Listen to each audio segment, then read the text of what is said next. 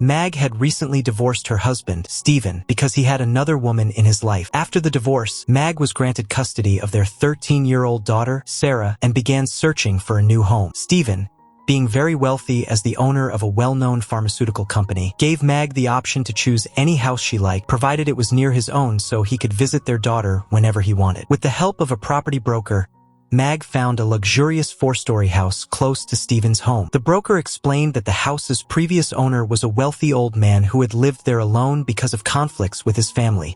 Since he was disabled, he had installed an elevator in the house. Recently, the old man had passed away, and it was unclear what happened to his vast wealth. His children inherited only the house, but due to strained relations among them, decided to sell it and split the proceeds rather than live together. The broker showed Mag around the house and then took her to a special feature on the second floor, a hidden panic room, also known as a safe room. The broker demonstrated how pushing a mirror in one of the bedrooms opened the door to the concealed room. He explained that the panic room was designed for emergencies, providing food, water, and survival amenities for weeks. It was surrounded by thick steel walls, making it virtually impenetrable. The door was automatic, opening and closing via an internal button, and equipped with motion sensors that prevented it from closing if anything was in the way. The broker added that the old owner had built it to protect his wealth from burglars. If an intruder entered the house, the panic room could lock down the entire house, trapping the thief, and the room's independent phone line could be used to call the police. Despite feeling uneasy about the panic room, Mag didn't want to pass up the opportunity to buy such a luxurious home, especially with Stephen's money.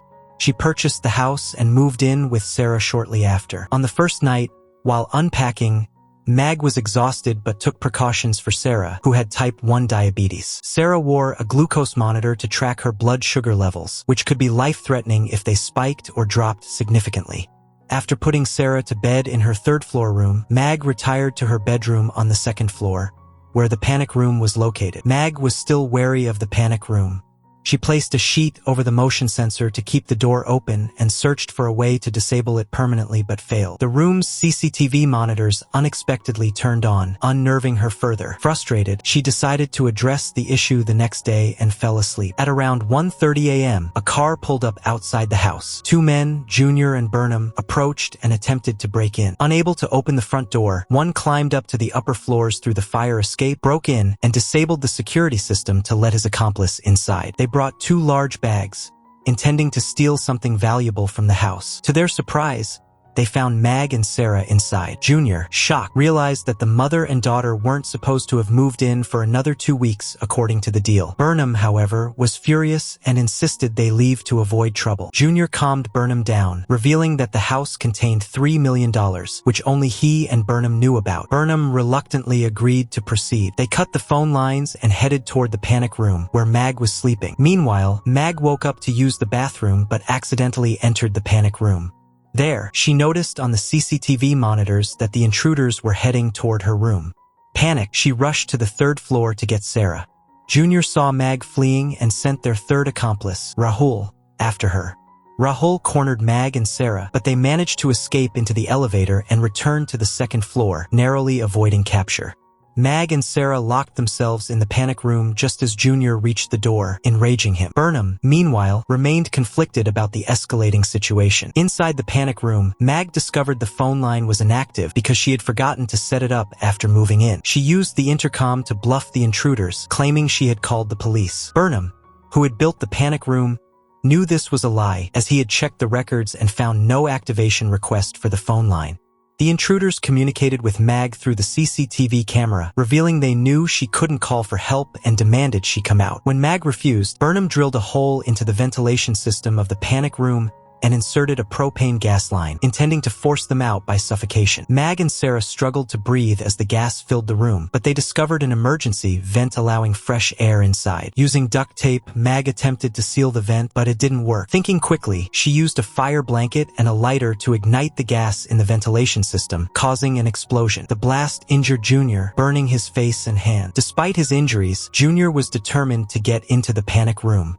Meanwhile, Rahul, sensing the increased risk, demanded a larger share of the money. In response, Junior revealed that the house had belonged to his miserly father, who had hidden his fortune in the panic room. Junior had planned the heist to retrieve the money after his father's death. Burnham overheard this conversation, further straining the intruders' alliance. While the intruders argued, Mag took the opportunity to leave the panic room and retrieve her phone, which had fallen under the bed. She quietly searched for it, trying to avoid detection. In the struggle, Mag accidentally kicked over a nearby table lamp. The sound of the lamp crashing to the floor alerted Junior, Burnham, and Rahul, who quickly ran toward the panic room. Just as they reached the door, Mag managed to grab her phone and rush back into the panic room, shutting the door a second before Junior arrived. Furious, Junior could only grind his teeth in frustration, while Burnham immediately suspected that Mag had taken something inside with her.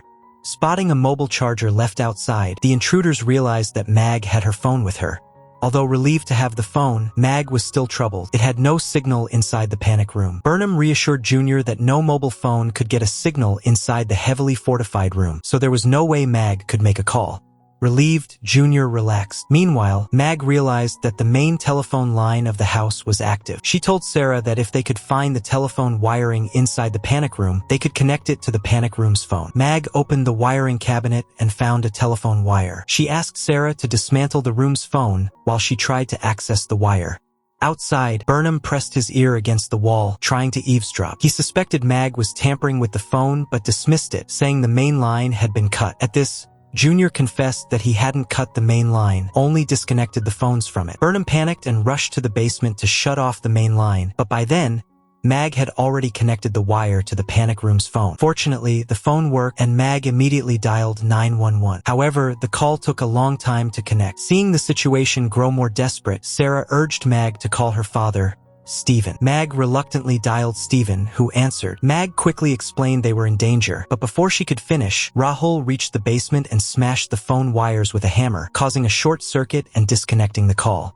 Once again, Mag and Sarah were left helpless. Mag reassured Sarah that Stephen had likely heard enough to alert the police and that help would arrive soon. Meanwhile, Junior's patience wore thin. In pain from his injuries, he declared the plan a failure and urged Burnham and Rahul to leave before the situation worsened. As Junior began counting money to give to the others, he muttered bitterly about how his plan to claim his father's entire fortune had fallen apart. He confessed that legally claiming the money would mean sharing it with his 5 siblings and paying taxes, leaving him with only a fraction of the total. Hearing this, Burnham demanded clarification. Junior reluctantly admitted that the house contained $13 million in assets after taxes, far more than he had initially let on. Burnham was furious at being lied to. Junior taunted him, saying they would still get nothing without his help. Enraged, Rahul pulled out a gun and shot Junior dead, leaving Burnham stunned. Inside the panic room, Sarah, watching the events unfold on the CCTV monitors, was terrified. The stress caused her blood sugar to drop dangerously low,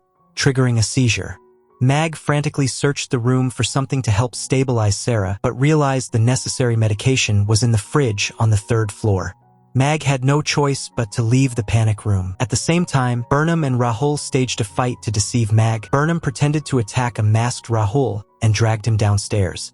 Believing this to be her chance, Mag emerged from the panic room to retrieve the medication. She found Stephen lying face down outside the room but ignored him in her rush to the 3rd floor. Unbeknownst to her, the masked figure she thought was Stephen was actually Rahul, wearing Stephen's coat and mask to mislead her. As Mag reached the fridge, Rahul and Burnham seized control of the panic room, trapping Sarah inside. Mag returned to the panic room with the medication, only to find Burnham standing at the door. Realizing she'd been tricked, she was horrified. Rahul ambushed her, but Mag fought back, throwing him into the panic room and leaving his coat, containing his gun, outside. Burnham tried to shut the door, but Mag tossed the medication into the room for Sarah just as it closed. Rahul's fingers got caught in the door, and he screamed in pain. Burnham refused to open the door despite Rahul's pleas, warning that Mag now had his gun. Mag overheard their conversation and retrieved the gun. Using the intercom, Burnham demanded that Mag leave the gun and go downstairs, promising to administer the medication to Sarah.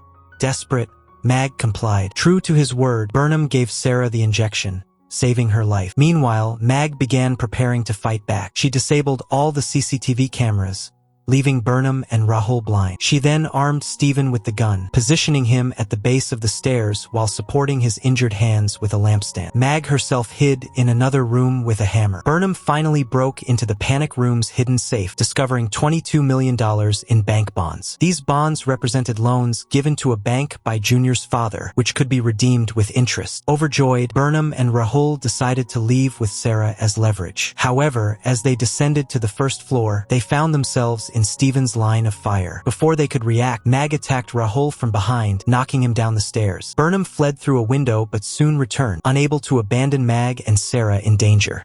Rahul, though injured, climbed back upstairs and attacked Mag. Stephen tried to shoot him but missed. Rahul overpowered Stephen, then turned his attention to Mag, beating her severely. Just as he was about to kill her with a hammer, a gunshot rang out. Burnham had returned and shot Rahul dead. After ensuring Mag and Sarah were safe, Burnham attempted to flee but was intercepted by the police, who had returned with reinforcements. Burnham surrendered and threw the bank bonds into the air, letting them scatter in the rain. Mag and her family were rescued, and Burnham learned the hard way that no matter how many good deeds you do, choosing the wrong path leads only to ruin. If you like this video, do not forget to subscribe this channel.